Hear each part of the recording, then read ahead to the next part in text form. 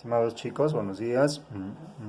En este pequeño videito vamos a sintetizar lo que ayer ya habíamos un poquito tratado en las clases, ¿verdad? Decíamos que durante el siglo XII-XIII, principios de la Edad Media, lamentablemente en todo el mundo es un momento bastante confuso, bastante revuelto, por así decirlo, porque estaba desarrollándose ese principio de un nuevo milenio y al mismo tiempo varios trastornos sociales que culminaban las invasiones bárbaras, comenzaba incluso para la iglesia el famoso siglo de hierro también, que había empezado en el 900 y que va casi llegar hasta el 1200 aproximadamente, un poquito menos quizás. En esa época complicada también recordábamos que socialmente el tema de enseñanza era una realidad que no se daba a nivel universal, solo se daba para muy pocas personas, en concreto para dos tipos de personas, ¿verdad? Primero para los nobles, ¿sí? Existían las famosas escuelas palatinas, las escuelas de palacio, donde iban los jóvenes después de recibir su primera formación en la casa, y después las escuelas propiamente religiosas, que eran los conventos, las grandes abadías.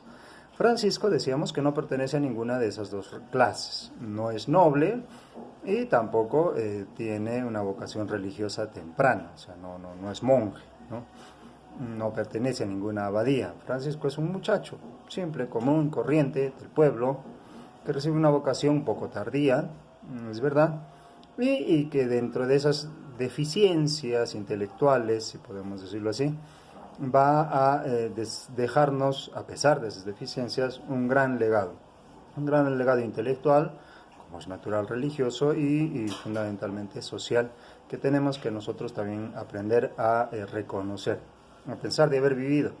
Hace 800 años recordábamos que Francisco hoy, en la actualidad, es un individuo de moda, ¿sí? Es un individuo al cual se recurre y al cual incluso algunos pensadores lo han denominado como el hombre del milenio, ¿verdad? Más allá de solo sus aspectos religiosos. Ok, entonces nos centrábamos en esos aspectos. Primero, Francisco vive en el siglo XII, nace en el 1181, aproximadamente 82, y va a morir en el 26, en el 1226, ya avanzado el siguiente siglo, ¿verdad? Entonces decimos que Francisco es poco, eso es lo que habíamos explicado.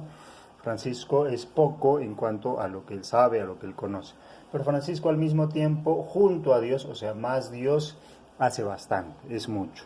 Francisco termina siendo un interlocutor de la voluntad de Dios y lo hace bastante bien, aunque al principio decíamos, no identifica precisamente qué es lo que Dios quiere de él, después perfectamente lo entenderá cuando recurre a que su entendimiento confuso sea aclarado por el Papa, recuerdan ustedes, ¿no? En esa peregrinación que tiene Francisco hacia Roma. Ok, entonces Francisco hace poco efectivamente, pero al mismo tiempo hace mucho, y hace mucho desde un lugar muy pobre, muy poco, desde un Asís que era pues un pueblito de muy poca gente, ¿verdad? Sin embargo, desde Asís trasciende hacia el mundo entero y hoy en día inclusive Asís es conocido gracias a Francisco. Del 100% de los turistas, peregrinos que van a Asís, el 100% lo hacen por Francisco, ¿no? No hay otra razón que no sea propiamente ir a visitar los lugares franciscanos, ¿ok? Escribe, hemos visto también y recordábamos algo que desarrollábamos el año pasado, escribe muy poquito y con mucha deficiencia ortográfica incluso. Sin embargo, el mismo creador o sistematizador del idioma italiano, Dante Alighieri, va a entender en los escritos de Francisco el inicio de esa nueva lengua que va a ser el italiano, ¿verdad? O sea, en otras palabras, un error en la escritura, una deficiencia en la escritura termina originando un nuevo idioma, como más o menos se entendería. Sin embargo, la herencia cultural, decíamos que de lo poco que escribe Francisco, que en realidad solo son 3 documentos que se conservan, incluso manuscrito solo uno, la bendición del hermano León, lo que hoy en día sabemos de Francisco es muchísimo, la herencia incluso que quedaba es muchísima, vasta, ¿verdad? Veremos en la siguiente clase las florecillas, que van a tener casi un siglo de tradición franciscana, pero lo que nos atañe el día de hoy es ver las florecillas. Perdón, claro, el cántico a las criaturas. Y ese cántico a las criaturas, precisamente que sintetiza toda la riqueza ecológica, toda esa riqueza de entendimiento sobre la naturaleza, que lo comprende perfectamente Francisco, aunque se sabe que fue un escrito sobre su enseñanza, que se realiza justo 2 años antes de su muerte, pero que expresa perfectamente lo que desde aquel entonces hasta el día de hoy y de aquí hacia adelante nosotros, ustedes como franciscanos, y yo como franciscano, y los que vengan después de nosotros como franciscanos, seguiremos propagando.